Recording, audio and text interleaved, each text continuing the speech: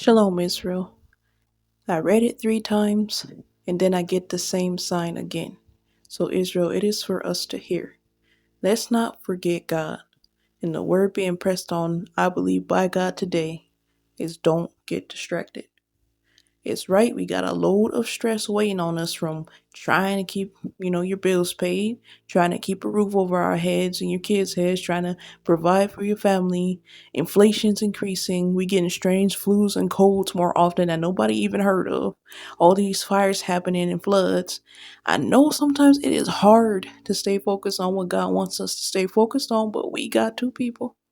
No matter how bleak things are looking or how hard you feel you have to work to get that moolah in the house, we got to remember God is the one who is in control of our finances and arranges all our affairs, meaning everything that happens every day is already planned by God, even you scraping your knee.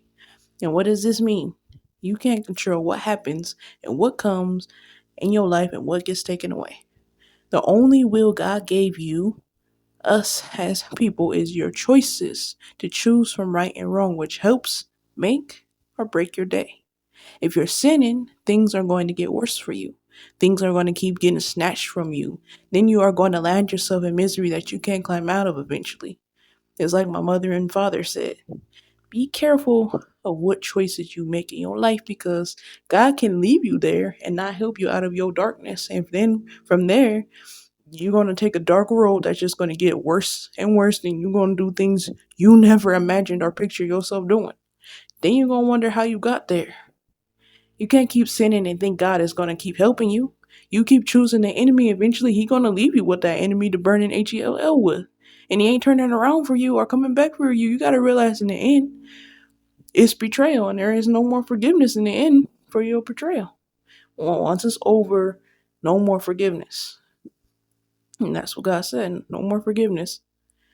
What makes your day is doing what is right. That breaks your day doing what's wrong. But what can make your day better is doing what is right and serving the Lord and staying away from betrayal to your Lord, sinning, cursing God's name. If Job, when he was going through all his hardship, cursed God's name, what do you think would have happened to him? If he didn't ask for forgiveness and turn to God, he would have lost everything and then lost himself to HELL. But he set for us a good example. God did through Job. Through his hardships, he held on, and then after his hardship, he gained everything he felt he lost. Back, double the number. And I'm saying this to remind you, God is in control of your life and every affair. So stop trying to take control and just let go. Rather, stay focused ahead, and through all your daily routine and hard work, don't lose purpose.